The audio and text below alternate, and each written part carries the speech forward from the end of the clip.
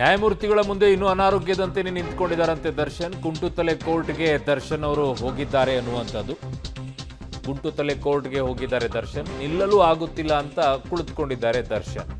ನಿಂತ್ಕೊಳ್ಳೋಕ್ಕೂ ಕೂಡ ಆಗ್ತಾ ಇಲ್ಲ ನನಗೆ ಅಂತ ಹೇಳಿ ಕಳೆದ 2 ತಿಂಗಳಿಂದ ಏನು ಟ್ರೀಟ್ಮೆಂಟ್ ಕೊಟ್ಟರು ಆಗಿದ್ದಾಗ ಕೋರ್ಟ್ ಹಾಲ್ನಲ್ಲೇ ಕುಳಿತು ದರ್ಶನ್ ಅವರು ವಿಶ್ರಾಂತಿಯನ್ನ ಪಡ್ಕೊಳ್ತಾ ಇದ್ದಾರೆ. ಕೋರ್ಟ್ ಹಾಲ್ನಲ್ಲೇ 57ನೇ ನಂಬರು. ಆದರೂ ಕೂಡ ಕುಳಿತುಕೊಳ್ಳಲು ಆಗಲ್ಲ ಎಂಬಂತೆ ದರ್ಶನ್ ಅವರು ಇರೋದಲ್ಲಿ ಕುಳಿತುಕೊಳ್ಳೋಕ್ಕೂ ಕೂಡ ಆಗ್ತಾ ಇಲ್ಲ ಅಂತ ಹೇಳಿ ಸೊ ನ್ಯಾಯಮೂರ್ತಿಗಳ ಮುಂದೆ ಇನ್ನೂ ಅನಾರೋಗ್ಯದಂತೆಯೇ ದರ್ಶನ್ ಅವರು ಇರ್ತಾ ಇರೋದು. ಸೊ ನಿಂತ್ಕೊಂಡಾಗ ಆಗ್ತಾ ಇಲ್ಲ ಅಂತ ಹೇಳ್ಬಿಟ್ಟು ಕೂತ್ಕೊಂಡಿದ್ದಾರೆ.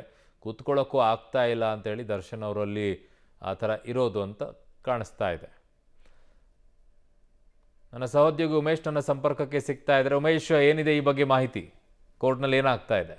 ಅರುಣ್, ಈಗ ಏನು ಷರತ್ತುಗಳ ಪೂರೈಕೆ ಬಹುತೇಕ ಮುಕ್ತಾಯ ಆಗಿರುವಂಥದ್ದು. ಕೊನೆ ಹಂತದ ಪ್ರಕ್ರಿಯೆಯಾಗಿ ಆ ಪಾಸ್ಪೋರ್ಟನ್ನು ಕೂಡ ವಾಪಸ್ ಪಡ್ಕೊಂಡಿದ್ದಾರೆ. ಈ ಸಂದರ್ಭದಲ್ಲಿ ಈ ಪ್ರಕ್ರಿಯೆ 15-20 ನಿಮಿಷಗಳ ಈ ಪ್ರಕ್ರಿಯೆ ಏನಿತ್ತು, ಈ ಸಂದರ್ಭದಲ್ಲಿ ನಟ ದರ್ಶನ್ಗೆ ನಿಲ್ಲೋದಕ್ಕೂ ಕೂಡ ಕಷ್ಟ ಆಗ್ತಾಯಿತ್ತು ಅನ್ನೋ ನಿಟ್ಟಿನಲ್ಲಿ ಅವರ ಪರ ವಕೀಲರು ಕೂತ್ಕೊಳ್ಳೋದಕ್ಕೆ ಅಂತ ನ್ಯಾಯಮೂರ್ತಿಗಳ ಬಳಿ ಅವಕಾಶ ಕೇಳಿದ್ರು. ನ್ಯಾಯಾಧೀಶರು ಕೂಡ ಕೂತ್ಕೊಳ್ಳೋದಕ್ಕೆ ಅವಕಾಶ ಕೊಟ್ಟಿದ್ದಾರೆ. ಹಾಗಾಗಿ ಇನ್ನೂ ಕೂಡ ನ್ಯಾಯಾಲಯದ ಒಳಗಡೆನೆ ಅವರು ಕೂತಿರುವಂಥದ್ದು. ಅದ್ರ ಜೊತೆಗೆ ಸಂಬಂಧಪಟ್ಟ ಷರತ್ತುಗಳನ್ನೆಲ್ಲವನ್ನು ಕೂಡ ಪೂರೈಕೆ ಮಾಡಿರುವಂಥದ್ದು. ಕಳೆದ 1.5 ತಿಂಗಳಿಂದ ಅವರು ಏನು ಆಸ್ಪತ್ರೆಗೆ ಹೋಗುವಾಗ ಯಾವ ಸಿಚುವೇಶನ್ನಲ್ಲಿ ಆಸ್ಪತ್ರೆ ಒಳಗಡೆ ಹೋದ್ರು, ಈಗಲೂ ಕೂಡ ಅದೇ ಪರಿಸ್ಥಿತಿಯಲ್ಲಿ ಅವರು ಓಡಾಡ್ತಾ ಇರುವಂಥ ದೃಶ್ಯಗಳಿರುವಂಥದ್ದು. ಹಾಗಾಗಿ 1.5 ತಿಂಗಳಿಂದಲೂ ಕೂಡ ಫಿಸಿಯೋ ನಡೀತಾ ಇದೆ. ಫಿಸಿಯೋ ನಡೆದ್ರೂ ಕೂಡ ಅವರಿಗೆ ಯಾವುದೇ ರೀತಿಯ ಸಹಾಯ ಆಗಿಲ್ಲ ಅಂತಂದರೆ ಈ ದೃಶ್ಯ ನೋಡೋದಾದರೆ ನಟ ದರ್ಶನ್ ಆಸ್ಪತ್ರೆಗೆ ಸೇರುವ ಮುಂಚೆ ಹೇಗಿದ್ರೋ ಈಗಲೂ ಕೂಡ ಅದೇ ರೀತಿಯ ಪರಿಸ್ಥಿತಿಯಲ್ಲಿ ಅವರು ಕುಂತ್ಕೊಂಡು ಕಷ್ಟಪಟ್ಕೊಂಡು ಆ ಸೆಷನ್ಸ್ ಕೋರ್ಟ್ ಒಳಗಡೆ ಬರ್ತಾ ಇರುವಂಥದ್ದು. ಬಂದ ನಂತರದಲ್ಲೂ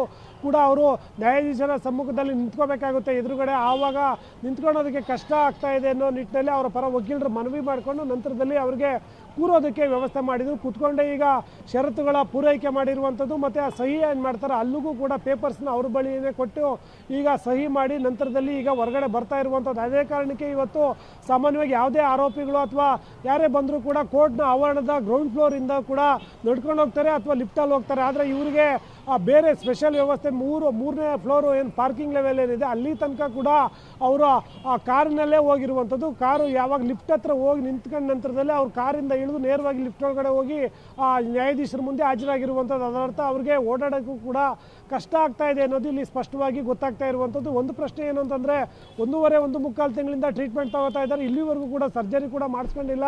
ಬದಲಾಗಿ ಫಿಸಿಯೋ ಮಾಡಿಸ್ಕೋತಾ ಇದ್ದಾರೆ. ಫಿಸಿಯೋ ಮುಖಾಂತರ ಅದು ಚಿಕಿತ್ಸೆ ಪಡೆದಿದ್ರು ಕೂಡ ಇವತ್ತು ನಟ ದರ್ಶನ್ ಸರಿಯಾಗಿ ಸುಮಾರಾಗಿ ಆದರೂ ಓಡಾಡಬೇಕಂತ. ಆದರೆ ಸದ್ಯದ ದೃಶ್ಯಗಳನ್ನು ನೋಡೋದಾದರೆ ಬಳ್ಳಾರಿಯಲ್ಲಿ ಹೇಗಿದ್ರು, ಬೆಂಗಳೂರಿನ BGS ಆಸ್ಪತ್ರೆಗೆ ಬಂದಂಥ ವೇಳೆಯಲ್ಲಿ ಹೇಗಿದ್ರು, ಈಗಲೂ ಕೂಡ ಅದೇ ಪರಿಸ್ಥಿತಿಯಲ್ಲಿ ಅವರು ನೋವು ಪಡ್ತಾ ಇರುವಂಥದ್ದು, ಓಡಾಡೋಕ್ಕೆ ಕಷ್ಟಪಡ್ತಾ ಇರುವಂಥದ್ದು. ಅರುಣ್, ಓಕೆ, ಹಾಗೆ ಸಂಪರ್ಕದಲ್ಲಿರೋ ಉಮೇಶ್, ಇದರಲ್ಲಿ ಒಂದಂತೂ ಅವ್ರ ಪಾಸ್ಪೋರ್ಟು ಕೇಳ್ತಾ ಇರೋದು ನೋಡಿದ್ರೆ ಟ್ರೀಟ್ಮೆಂಟನ್ನು ವಿದೇಶದಲ್ಲೇ ಪಡ್ಕೊಂಡು ಬಿಡ್ತಾರಾ ಅನ್ನುವಂಥ ಪ್ರಶ್ನೆ ಕೂಡ ಉದ್ಭವ ಆಗ್ತಾ ಇದೆ.